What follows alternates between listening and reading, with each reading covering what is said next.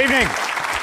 Welcome to Q&A. I'm Tony Jones, and answering your questions tonight, the director of the Centre for Public Christianity, John Dixon, theoretical physicist and cosmologist Lawrence Krauss of the Origins Project, Health Minister Tanya Plibersek, the Shadow Minister for Climate Action, Greg Hunt, and doctor and commentator and author Cindy Pan. Please welcome our panel.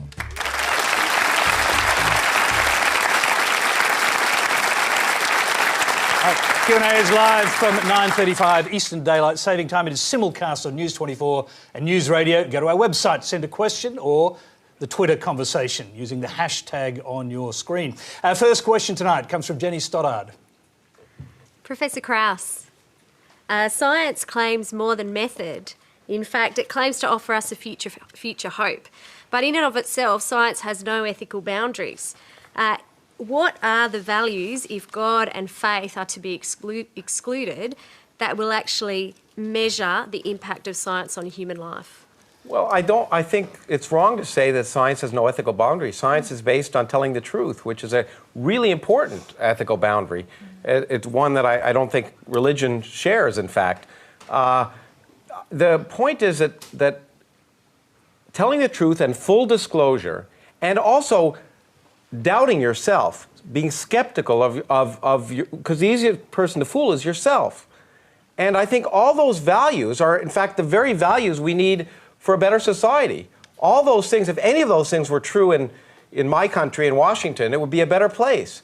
And so I think that science can offer a better world, and in fact, a world that's more ethical, and to the extent that you talk about morality, than you can get from books written based on Iron Age peasants who didn't even know the Earth orbited the sun. I really think that, in fact, if you look at democracies and science has not flourished in countries that don't have democracies, and democracy can't function without the very things that science is based on: an informed public, an informed legislature, basically who base public policy on empirical facts instead of ideology. And that's very important in my Lawrence, mind. so just briefly take the other side of the equation, and that is the impact that religious ethics have upon science. It has none. None whatsoever. In fact, religion never enters into science. But for example, the Catholic Church has strong positions on reproductive technology, for example, so it does enter into the science market in that regard. Well, whenever they do, they get it wrong. Absolutely. I mean, when the Pope says that, say, condoms contribute to AIDS in Africa, that's not science, that's ideology, and it's nonsense, because, of course, we know that empirical evidence tells us that, in fact, women whose husbands have AIDS should be using condoms. It's not an ideological question, it's a scientific one, and we want to save lives. And so I think that whenever you see the church or religion trying to intrude upon science, they almost always get it wrong.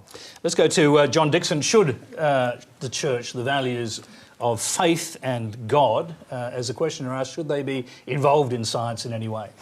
I agree with almost everything Lawrence just said, actually, except I would beg to differ about whether science can actually produce an ethic. I think human beings produce an ethic, and we decide whether to use science positively or negatively according to our worldview. And history is littered with examples of science being used brilliantly, ethically so, and times when it's used badly. I disagree that science has any ethical import.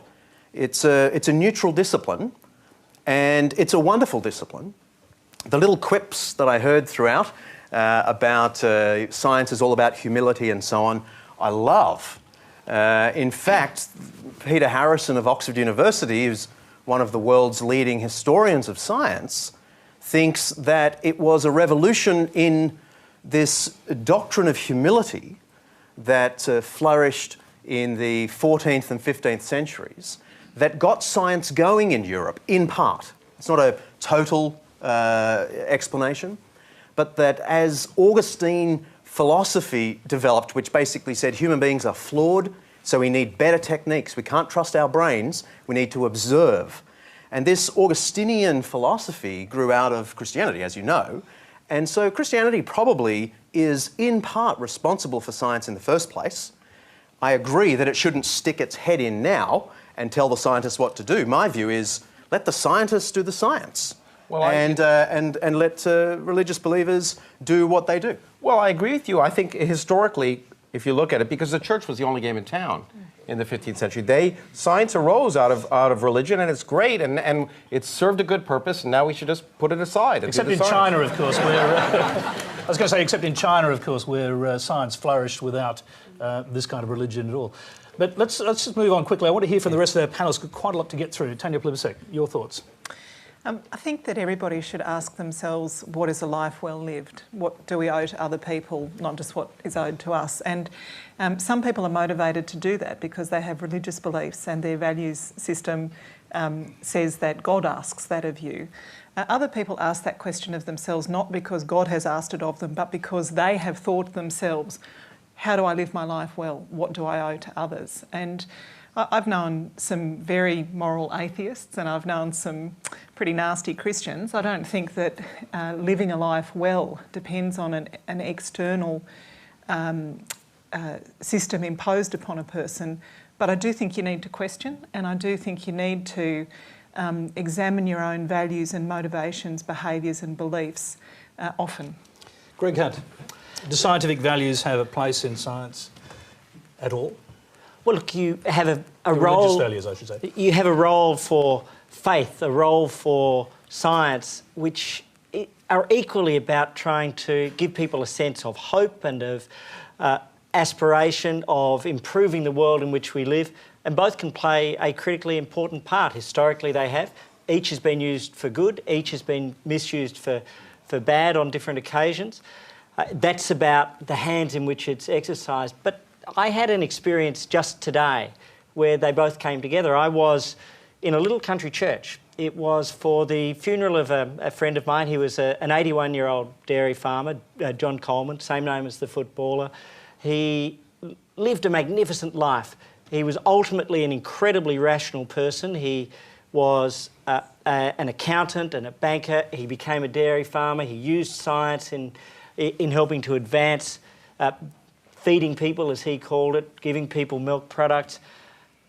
He was also a man of great faith, and there was an incredible beauty as 300 people crowded into a small country church, and there was a great sense that he had lived a life, to use Tanya's terms, which was the life well lived, and it was based on the duality, and that was magnificent for me, this sense of a life of purpose and practice and living in the world of science and farming and food, and a life of culture, of community and of faith. And that, to me, is what we should be about.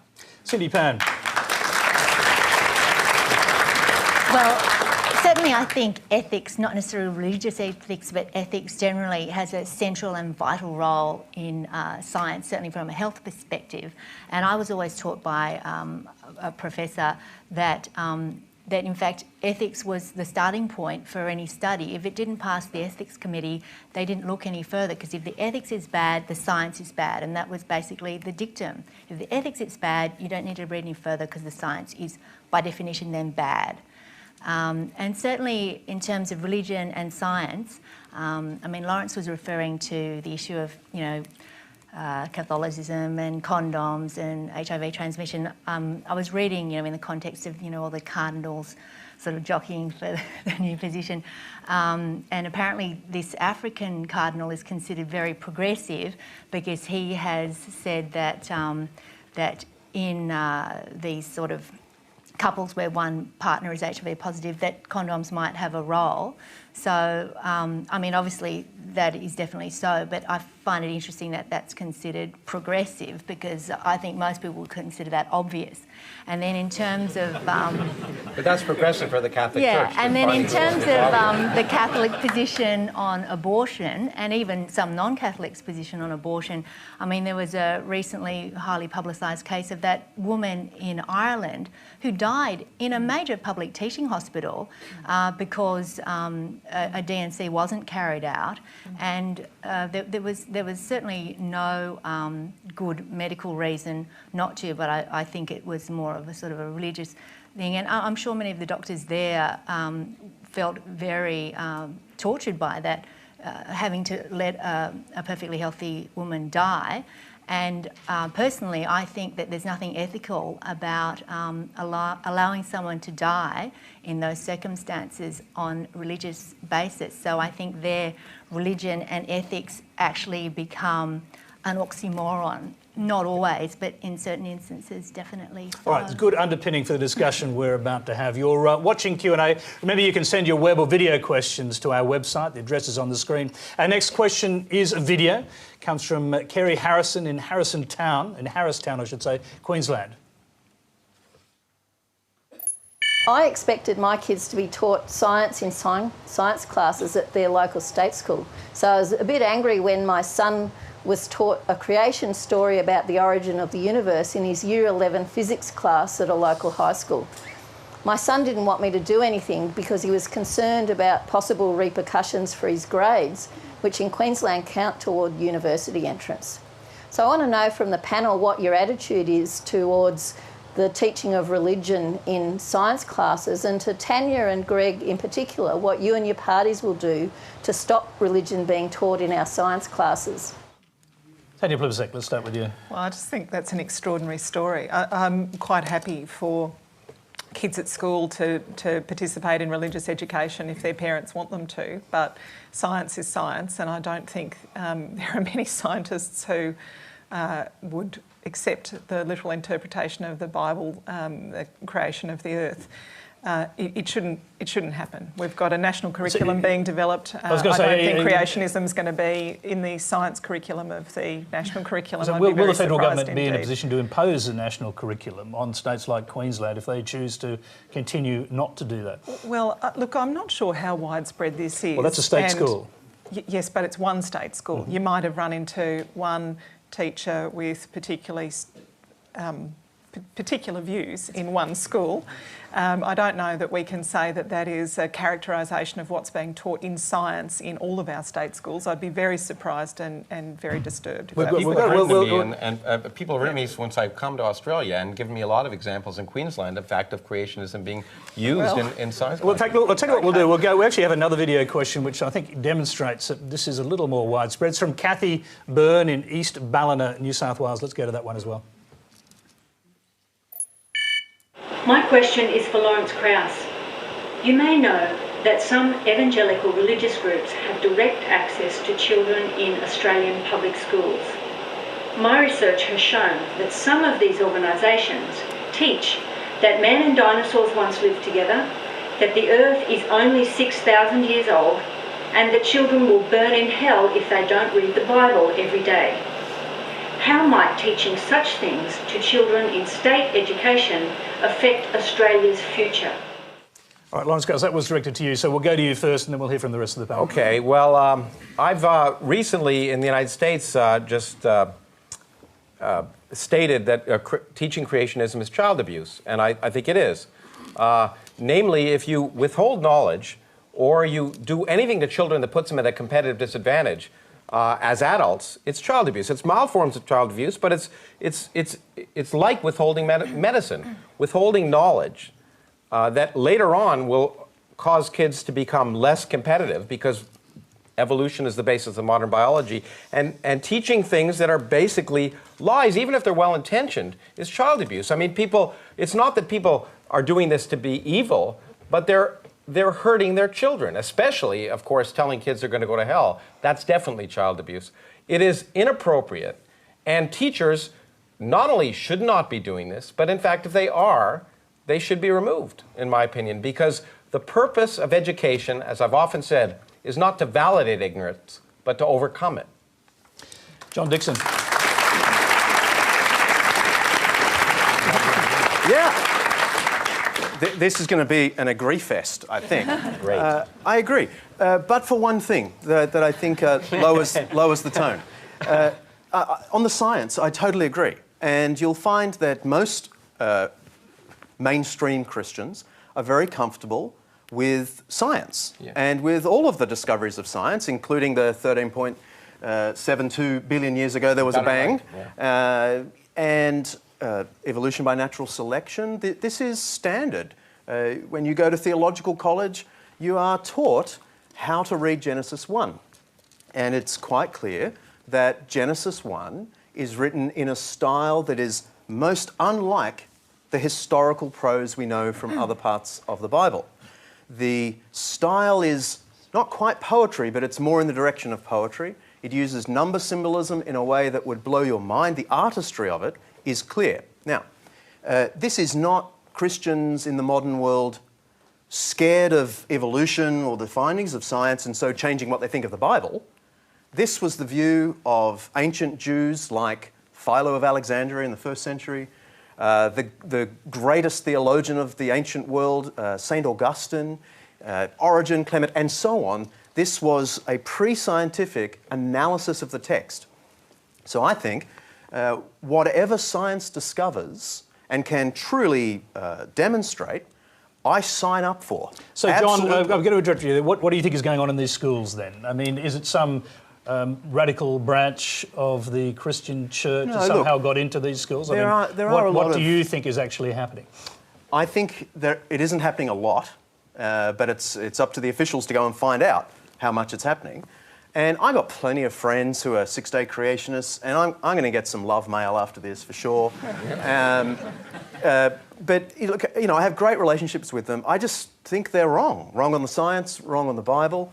The only thing I want to pick up Lawrence with is to call it child abuse. To me, there are two problems with this. One, it so inflames the conversation. And I think the new atheism breeds of this kind of inflamed kind of conversation. The second thing I find very uncomfortable about it is that anyone in the audience who has actually been abused finds that a very odd use of that very loaded term. I know you don't mean it like that, but it's like someone saying, oh, that's a Holocaust.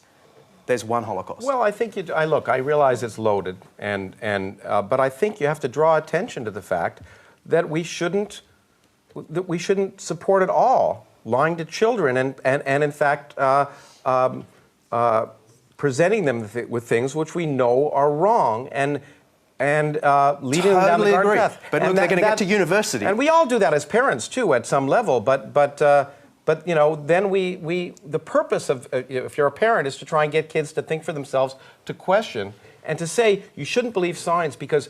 And I think it's fear. The reason this is happening is that there are a lot of people who think that science will remove their faith. And therefore, it's better that their kids not know how the universe really works for fear that they might stop believing in God. But that's the same thing that drives the Taliban. Okay, and they don't want what kids you should to be doing, Lawrence, what you should be doing, here's a little tactic. Yeah. Hand them over to us.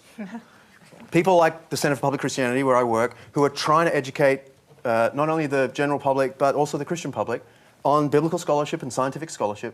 To call it child abuse, I just think is all wrong. When you say hand them over to us, do you mean the people who are teaching these things should actually be handed over to you for re-education? Yeah, well, is that what you say? Yeah. We have this little prison out the back. No, look. Okay, I just mean we could be the friend. We could be the friend to the new atheism and have the effect you want. I think all you're doing is firming up the opposition. Okay, well, I'm just going to hear from the rest of the panellists. And Greg Hunt. The original question was addressed to both you and to Tanya Plibersek, and the question was, what will you do to stop religion being taught in science classes? Well, the first thing is a very simple principle. Science for the science classes, religion for the religious instruction classes, and the battle between the two for the history classes, the Renaissance, the Reformation, because that is part of our great history and they do come together there. So the simple answer is the national curriculum will keep science for the science class. Of that I have absolutely no doubt. By the way, climate change for science classes? Of course. Yeah, okay, fine. Cindy Pan. That was a sort of a passingly cheap shot, Tony. It was just a brief question, Over to you, Cindy. brief answer. Cindy Pan. What I was thinking when the two of you were talking, I was thinking about, what children are being taught, and maybe if a child happens to, one year in their schooling, be taught by a teacher who believes in creationist theory, fortunately, I think there are a multiplicity of truths that will be presented to children, and one of the most important thing that children and adults have to learn is that they will be presented with a multiplicity of truths, and sometimes they have to eventually use their own judgment to discern what is true and what is false. For example, there are many people who believe that the Tooth Fairy and Santa Claus are real. Some people think they're not real, and some people are not sure. We're all taught at a certain point that they're real, but at a certain age, we all come to understand that maybe they're not. And there's a period where, they'll be saying, oh, so-and-so at school says they're not real, but I'm not sure. And I must say I've been through this with my kids. And I said, basically, I drew the corollary with Jesus and God. And I said, well, with God, there are people who believe he's real. There are people who believe he's not real, and there are people that are not sure. And I said, with Santa Claus, I'm not sure. What about you? And, and my son said, well, I think Santa's real, but I think God is not. And I think, it's the same with consistent philosophy going on in your family. With the creationist thing, they're going to hear that story, and it's a story, and all stories have value, and sometimes it's not simply a question of is the story true or is it false. A story has value regardless of whether it's true or false. For example, we all enjoy Little Red Riding Hood, The Three Bears. There are all these stories that are eternal, that have mythical status, but they have value because there's often a moral, or they're entertaining, or for whatever Cindy, I hope you're not making the comparison with the God thing here, because how many adults do you know come to believe in Santa? Right? Well, I'm just saying that adults come to believe in God. There are the analogy doesn't work for me. Whatever age who believe. Well, there are people who don't believe, and there are people who are not sure. You believe.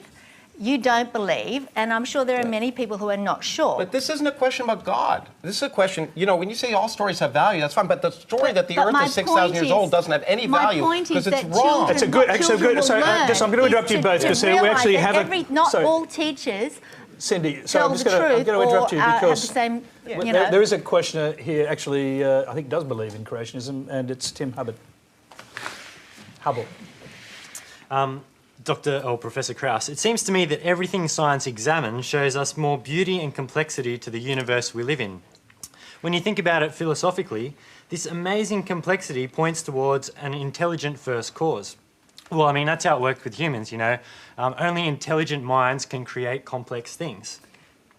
Isn't it bad parenting to force your children to learn that people evolved from the ancestors of monkeys without letting them have the opportunity to think about it logically and come to their own conclusion?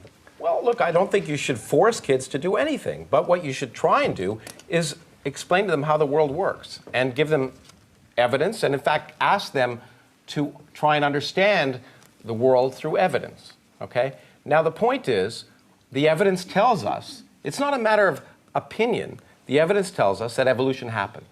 Okay? And in fact, it's the basis of modern biology. It's the basis of modern drug development.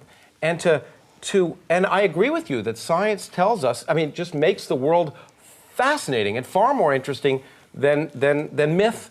And in fact, I get upset when people say that science isn't spiritual. I get spiritual wonder looking at every Hubble Space Telescope picture. And science, in fact, is better kind of spirituality because it's real.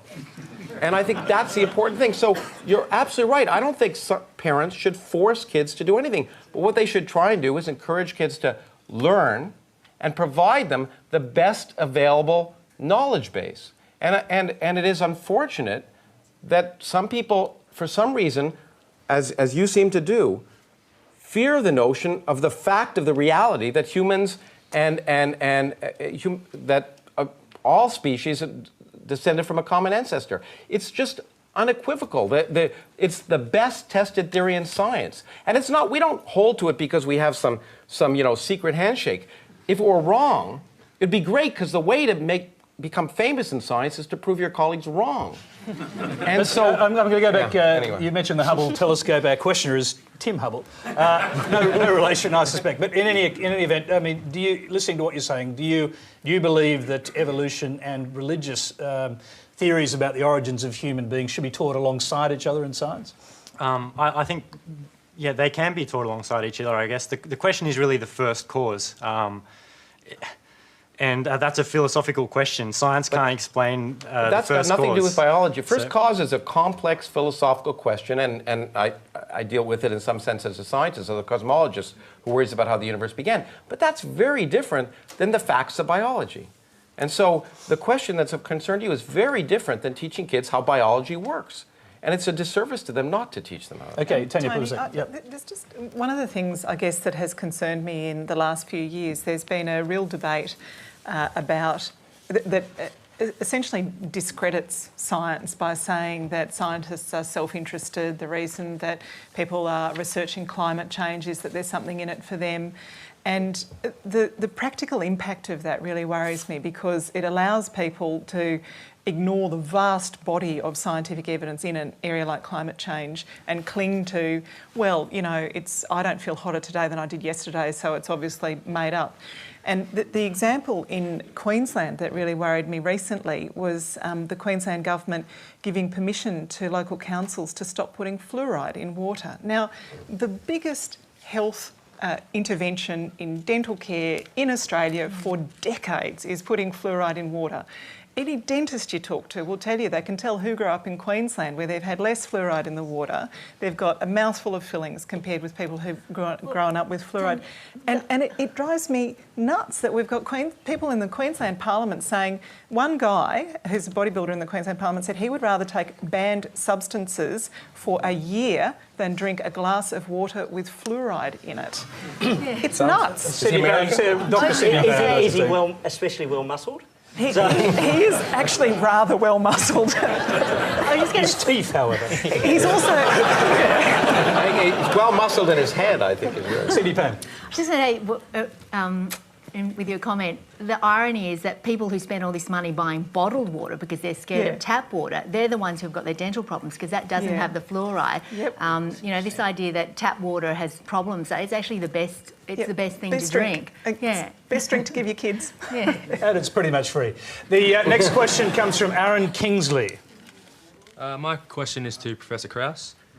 The last time that your good friend Richard Dawkins was on Q&A, he was asked rather mockingly how we can possibly get something from nothing. Being a biologist and not a physicist, Richard respectfully declined to give a comprehensive answer. He mentioned that people often found it hard to deal with the fact that there was nothing before the Big Bang. Yet when you ask the same people what came before God, they often say nothing or that he had always existed. Now that we have you here, could you please give us a more detailed explanation as to how the universe can in fact arise from nothing? Okay, in a minute. What is amazing, it is an amazing fact, and I watched Richard when he was here, actually trying to explain evolution to Cardinal Pell, who couldn't understand it. But the amazing thing is that one of the things we've learned from science is that our common sense does not necessarily apply to the universe. We evolved to avoid tigers on the plains of Africa, but not to understand quantum mechanics. And so the way the universe really works is very often, as I say, defines common sense. And what is truly remarkable, and the reason I've been talking about it, writing about it lately, is that we understand that, in fact, empty space, which for many people is a good first example of nothing, is actually unstable. Quantum mechanics will allow particles to suddenly pop out of nothing, and it doesn't violate any laws of physics. Just the known laws of quantum mechanics and relativity can produce 400 billion galaxies, each containing 100 billion stars. And then beyond that, it turns out when you apply quantum mechanics to gravity, space itself can arise from nothing, as can time. It seems impossible, but it's completely possible. And what is amazing to me is if you asked what would be the characteristics of a universe that came from nothing by laws of physics, it'd be precisely the characteristics of the universe we measure. And in fact, one of your Australians measured a key part of it and won a Nobel Prize. He's been on this program, my friend Brian Schmidt. And that was completely unexpected. It is amazing that our universe looks exactly like a universe that could have come from nothing. Does that prove it? No. But it makes it plausible. And that is amazing. Just like, in fact, before Darwin, evolution was a miracle, or life was a miracle. Every life form was specially created. Darwin didn't know about DNA and genetics, but when he showed that looking at the evidence, it was plausible that all of the diversity of life could come from a simple beginning. And I find those things worth celebrating, independent of whether they relate to God or not. The universe is unbelievably amazing. Just before we've got a question on that. I'll just quickly bring in Harold Jansen before I bring in the other panelists. So if you're claiming that the universe came from nothing, and nothing isn't really nothing, where did the nothing come from? No, well, look. You know, the interesting thing is science. Where did the laws of physics come from? I didn't say it's not nothing. I actually think the point is science changes what we mean by words. So I've discussed with philosophers, and they say, you know what, we don't like your definition of nothing because it's not what Aristotle described. Well, the point is science changes the meaning of things. It's called learning. And you might have said that nothing was an infinite empty void, like the Bible would have said. Well, that would be empty space. Okay? We've learned that that kind of nothing is much more complicated than you thought. There's nothing in it. There's no real particles, but it actually has properties. But then the point is that you can go much further and say there's no space, no time, no universe, and not even any fundamental laws. And it could all spontaneously arise. And it seems to me, if you have no laws, no space, no time, no particles, no radiation, it's a pretty good approximation to nothing. But Harold actually asked the question, I think you were saying, did the laws of physics equally spring from nothing, fully formed into existence from nothing? What is surprising is that the conventional wisdom right now, which could be wrong, and that's the other nice thing about science, we don't mind being wrong and changing our minds, unlike religion, but is that in fact, because of discovering that empty space has energy, it seems quite plausible that our universe may be just one universe in what could be almost an infinite number of universes, and in every universe the laws of physics are different, and they come into existence when the universe comes into existence. So our laws of physics may become, God forbid, forgive me for saying that, but just environmental science. Could some of those universes have gods creating them? No, because the point is that, you know, when people say that you need a God to create a universe, you need intelligence to create a universe, then the key question, of course, is, well, if God is more complex than the universe, then how could God come into existence? And okay, so I'm going to let you do that. I threw that but to you. First of all, Harold is trying to be brave enough to re-enter this debate. Yeah, I mean, forget the whole thing about God. What I'm hearing from you is that, hey, these people like Aristotle are addressing nothing, and it's no properties, an empty set. But now, in order for us to answer it, let's change the meaning of the term. So in order to get an answer, let's just change the question altogether. No. Well, it's true that in science we try and answer questions that are answerable, which is really an important thing, I think.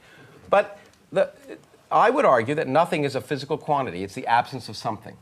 Okay? So to understand what nothing is, you have to think carefully about what something is. And that's what science tells us. So we're trying to take an empirical approach to try and understand what the absence of something is. And I think there are deep philosophical issues that we're not going to resolve in this program, but I do think... But they are the problem with what you're saying. Okay, this is where I want to turn to. No, I think we better let John jump in here, or he'll explode. The Big Bang. There'll be a Big Bang, that's right. That's all. Physicists have every right to go and discover things and to propose theories. And Lawrence has a theory that's been out a while that, correct me if I'm wrong, and I'm sure you will, that basically there's a vacuum, you've got virtual and antiparticles that pop in and out of existence. They have energy values, but the average energy is zero. They're operating according to the quantum laws. That's nothing. And I just want to say, this is part of the problem with new atheism. It's science, not atheism. It's the overreach. Here is a physicist telling us about something that all of us think sounds like something, and saying by some magical change of the English language, no, it's nothing. And if you disagree with me, then you don't understand science. But there are scientists, leading scientists, who agree this ain't nothing. It's a very complex and beautiful something. And I think Tim's point earlier is the key point. We live in a universe that operates according to these elegant, beautiful laws. And when I read your book this week, I was more convinced that that's the case. And this universe operating according to these elegant laws has produced minds that now understand the laws, especially this mind next to us. And so this, to me, all looks, and this is not a proof for God, but I'm just saying, why a lot of people think the God thing's got a lot going for it, the whole thing looks rational. The whole thing looks set up to be known. Now, only known in a rational, like the God of Einstein. So then you've got to ask yourself the question, is there any evidence on the world stage that this God we think is maybe just a mind has touched the earth in a tangible way? And for me, if you're asking me why do I think there's a God, it's this philosophy of science plus the life of Jesus. Well, yeah, but hold on. There was a bait and switch there that I object to, and that was that... Can I get to the end of the bait? Well, you said Jesus, and then you started going off. So we're no longer... Okay. So what I'm saying is, you ask yourself the question, is there any tangible thing in the history of the world that looks like contact from the God we suspect might be there? The overwhelming, I think, overwhelming evidence points in the direction of Jesus, his life, his teaching, and his healings, his death and resurrection.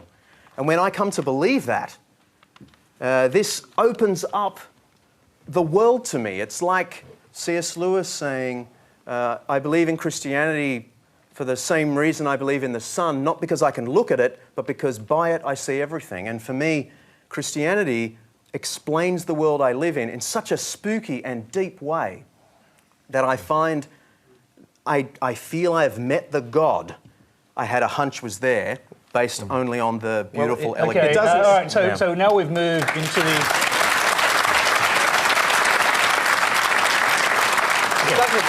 Now, I was going to say, I'd like Lawrence to respond to that. We've moved into the area of intuition now. And perhaps we have also with your idea of nothing. And this is the problem, isn't it? We have two competing theories as to how the world came into existence. Well, I think the point is, I really object when it's two competing theories. One, a scientific theory is falsifiable, it's testable. God isn't testable. I can't disprove the existence of God. I can't disprove the possibility that we all were created 3 seconds ago with the memories of this delightful conversation we've had. So the point is that we can play science, you back the tape later. putting science and religion as if they're competing theories does a disservice to science, because science, you know, you can That's say... That's not what you're hearing from me, though, is Well, no, it is, because you're saying that explains the world to you. It doesn't... Christianity doesn't explain how airplanes fly, or how... And the bait and switch that worried me is when you say all of this provides clear evidence that there's intelligence or design. The point is, the universe behaves...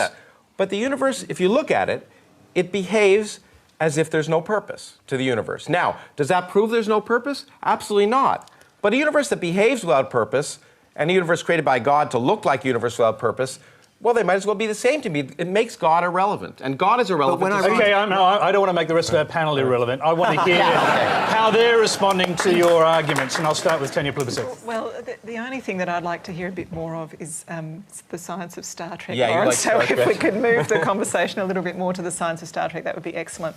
I'm happy about that. No, I'm really enjoying the discussion, Tony. I think the opposition of atheism and science on one side and religion on the other side, I don't think is a fair opposition, though. And I think when you keep talking to Lawrence about the new atheism, that's not the point he's making at all. He's not trying to disprove the existence of God. He's just saying that there's a whole lot of science that explains a lot to us, and that we're learning more about it all the time. And there's a whole lot of things that we can't explain with science yet, but we may well one day. And there's a great example of that at the moment. In the last few years, there's a whole lot of genetic material, junk DNA, that people thought was irrelevant to the way that the human body worked. And all of the time, we're now finding in that junk DNA, the little bits in between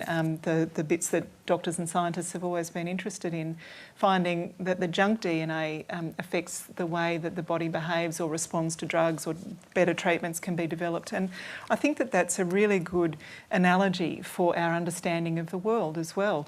I hope and expect that my children and grandchildren will understand the universe a whole lot better. And one thing though, Lawrence, I did want to disagree with you on. You talked about we've evolved to kind of escape from tigers, but I think that it is a marvellous thing about the human mind that we have this quest for understanding of how the universe started and how our bodies work, and all of the things that are unclear to us now.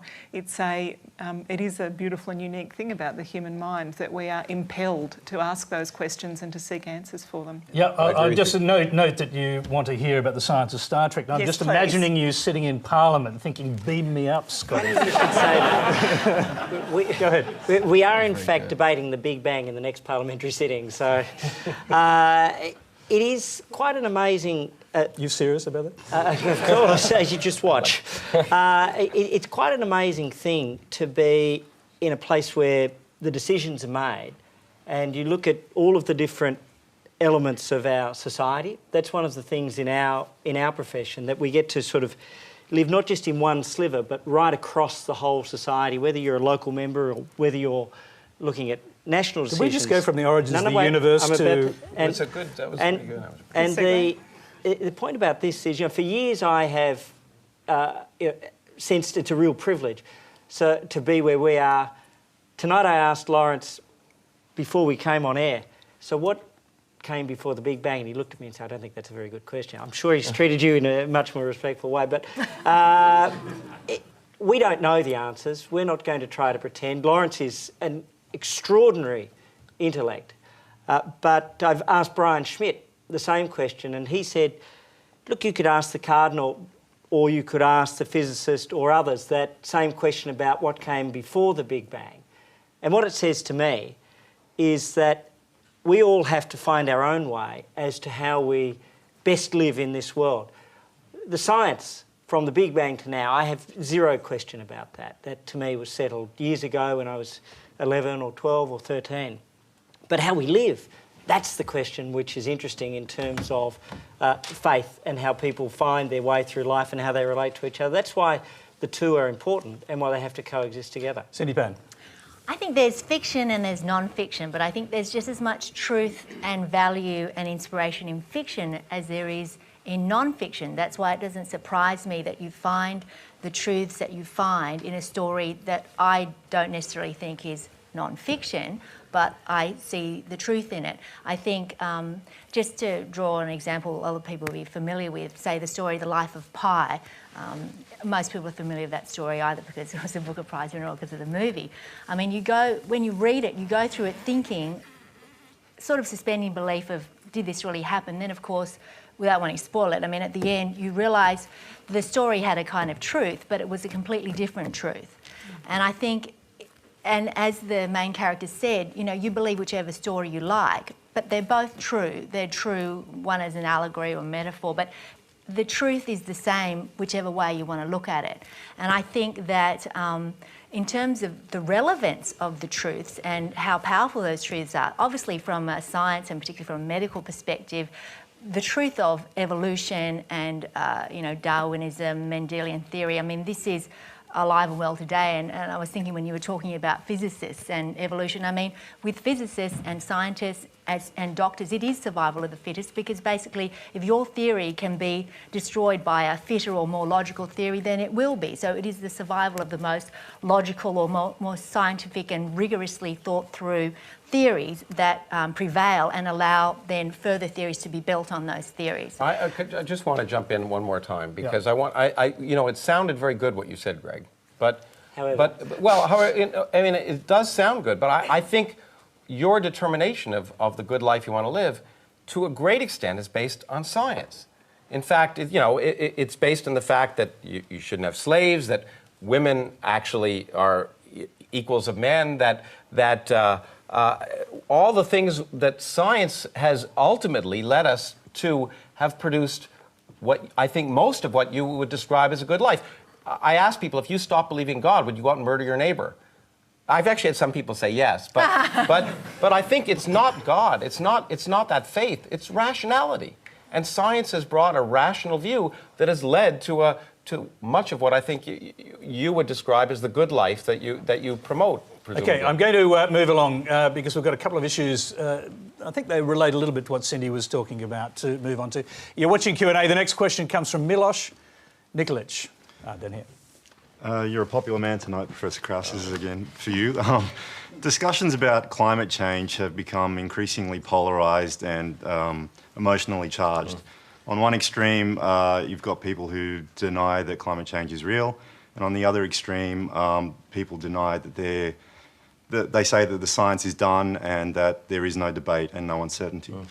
So as a physicist, would you agree that due to the extremely complex nature of climate systems, climate science doesn't have the capacity for rigorous proof and, sorry, what was my question? And predictive powers as physics does? And if so, do you think this should influence the tone of the discussions around climate change? Well, climate science is complex. I do physics because it's easy. But I disagree with you. I think, the point is that climate scientists are scientists. They're trying to make predictions and test their models. And in fact, there's a tremendous amount of evidence that in fact our models are basically correct. But the thing that is often not realized about climate change is it's not a prediction of the future. It's happening. It's data. Sea levels are rising. But there is a lot of predictions that are made by climate scientists. And I'm not coming at this question from a denial. But I think the key point that you mentioned is the word uncertainty. The great thing about science is that there's uncertainty. Because in science, and probably it's the only area of human activity where you can actually quantify your uncertainty. And the good climate scientists will build models and they'll quantify their uncertainty. And that makes it more powerful and not less powerful. But do you think that people acknowledge that, though? Because I find that a lot in the public debate, there's people who just say there is no uncertainty. What science Well, there's no says uncertainty about the data. I mean, facts, it's true that models depend upon, some of them are right or some of them are wrong. But the facts are that the climate is changing. And the climate is changing at an incredibly accelerated rate that is completely consistent with human industrial activity. And it's terrifying. I just ran a climate change meeting at my institute. It is terrifying how the real facts of climate change, especially in my country, are not discussed at all. I'm very proud of Australia because of its carbon tax, to tell you the truth. Although I'm not so proud of the fact that you don't tax the carbon that you sell to China so they can burn. Okay, all right. This is a good time to bring Greg Hunt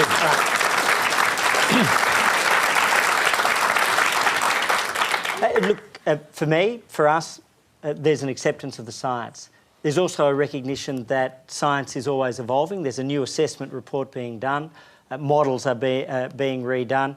I won't predict what outcomes that will have, but the general view is likely to be a reaffirmation, plus or minus some elements of the basic view. The real debate here is about the right policy response. What is actually going to reduce emissions? And our debate in Australia, and this is where I would absolutely disagree, Lawrence, is about the fact that our emissions go up, not down, under the carbon tax. You are ultimately a rational person. Electricity is an essential service. Therefore, it's barely affected in its demand by price rises. What does that mean? It means that we go from 560 million tonnes of emissions in Australia in 2010 to 637 million tonnes. So the big thing about the carbon tax is it doesn't actually reduce emissions. Our emissions go up, not down. And so for everybody who's concerned about climate change, the first thing you'd say is, heck, actually, it doesn't do the job. Okay, all right. Then it affects families. On that score, I have to bring in Tanya Plibersek. I need to respond to a number of those assertions.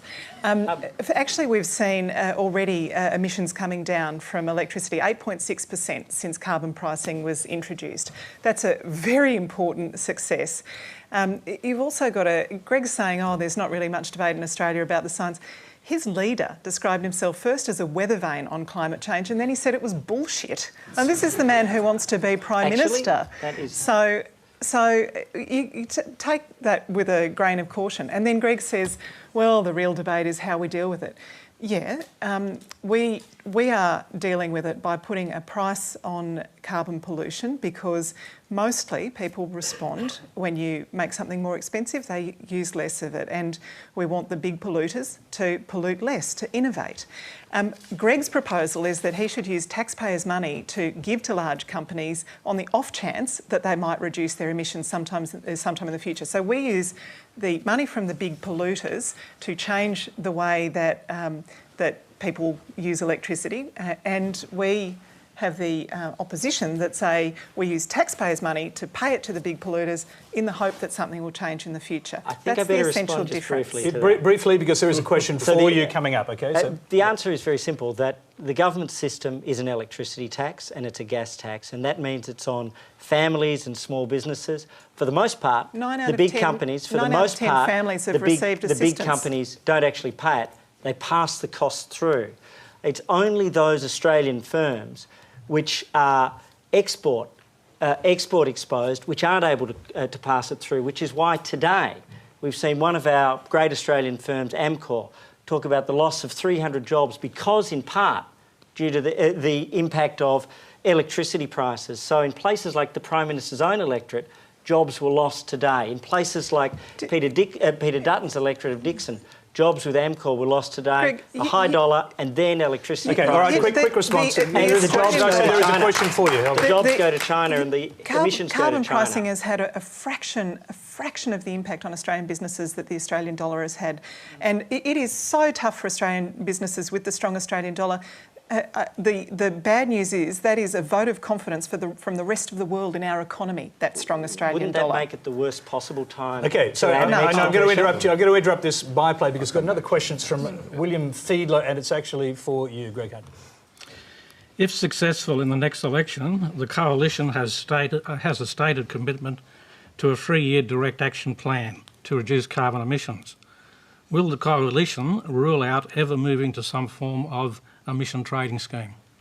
Yes, I don't see it's ever likely to happen. I don't see that this is what's happening broadly. I think that when you look around the world, there are radically different approaches. And when you look at the United States, I know that the President just gave a State of the Union address. The real focus of that was the alternative systems that the United States would put in place. Canada's just had an election where they rejected a carbon tax. China's not going anywhere near this. India's not actually, going anywhere I'm sorry, near no, I'm going to have to interrupt you there because right. China is actually piloting emissions trading schemes. And I can guarantee you that China will not be imposing a nationwide electricity, energy, gas tax. That, I don't suppose you can guarantee that. I have to say this. Okay. By the end of this year, 1 billion people will live in countries, cities, provinces, states that have carbon pricing of one form or another. 1 billion people, all of Europe, New Zealand, China. Let me jump into why it's really no one important, else is doing even this. if you lose a few jobs now, that you consider doing this because you want to build innovation. I want to reduce okay, emissions. but let me just finish a second. I don't want to but I think Australia is particularly susceptible. I know when I've come here periodically, and I know there's been a lot of issues about refugees and immigrants. Well, all the models of climate change suggest that in the equatorial regions of the world, that's where they'll be hit the worst. And now you're worried about refugees when 2 billion people don't have places to live, or in fact their agricultural systems are gone. You're really going to have to worry in Australia. Okay, just pause. I'm going to put you on pause. I'm going to put you on pause for a moment. As a tweet has come in from Alicia101. 13 years later, what does Hunt now have to say about his thesis, a tax to make the polluter pay? Well, it's actually 23 years later, and I'm very proud of what was written then because it was about tradeways systems, and it was about the point that you've got to choose the right economic instrument for the right problem. And the problem with, as Nobel laureates have said... Which was the polluter in the polluter here? This was about tradeways, so things such as zinc, cadmium, lead, where if you have a local problem, you can solve it locally. If, however, you have a problem with an inelastic good or an essential service, such as electricity, what you see is that you can drive up the price and it has very little effect.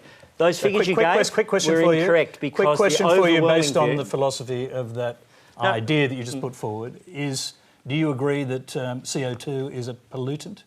Well, I believe it has an impact on our atmosphere. If you call it a pollutant, if you call it a source of impact, it's a source of climate change, and climate change is a problem. The real point at the end of all of this is, if you want to do something about CO2 and climate change, you wouldn't put in place a carbon tax, because you give in Europe, handouts to big business. in Europe, it hasn't done the job.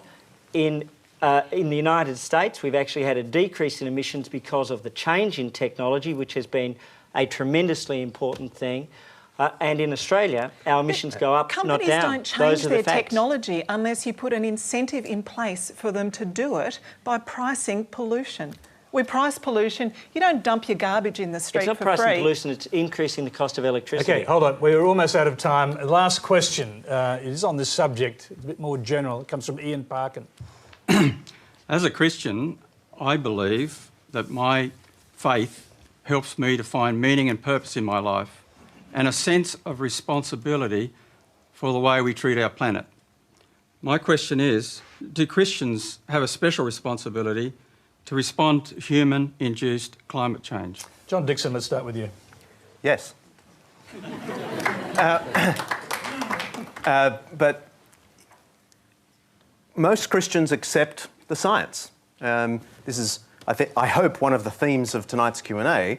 It's Christians get all the science Lawrence is talking about, plus all the other wonderful stuff. So it's not just that wonderful stuff or... Some of them. So, yes, we have a deep responsibility. I mean, there are some very deep ideas driving a Christian response to climate change. It's the science, we're schooled by the scientists, and then the Christian sits there thinking, this creation is actually a creation, an intended, beautiful work of art, and humanity is here to care for it. And more than that, that we're here to care for our neighbours, especially the neighbours that are going to feel the effects of climate change more than most, poorer communities. So there is, I would just say, a deeper or added dimension to the Christian care of the earth. Whether that's showing itself in church action is another question, but theoretically, Christianity should drive a very deep commitment. But not a special one. I really object to this notion that somehow... Look, I applaud that you get faith and meaning in your life from your faith. That's fine. I get faith, I get meaning in my life from my lack of faith, okay? I mean, the fact that I see the meaning in my life is the meaning I make. And the meaning for all of us, we're so lucky to be here on this planet and have brains and being able to understand the universe back to the earliest moments of the Big Bang and be able to impact on our future. And we should use those brains, and whether or not, and we shouldn't rely on someone else guiding us. What I'm saying is, I get all of that. I get all of that. But hold on, Jesus. But the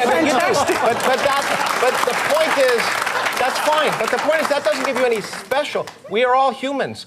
So you may get your meaning from your life from Christianity, but to argue that you have somehow an addition that gives you more meaning in your life and more reason to take care of the earth is crazy. We all have the responsibility to take care of the earth, whether we're Christians or not. I wanted to hear from all the panel, but I'm being told we've actually gone well over time, so we'll have to leave it there. That's all we have time for tonight. Please thank our panel, John Dixon, Lawrence Krauss, Tanya Plibersek, Greg Hunt and Cindy Pan.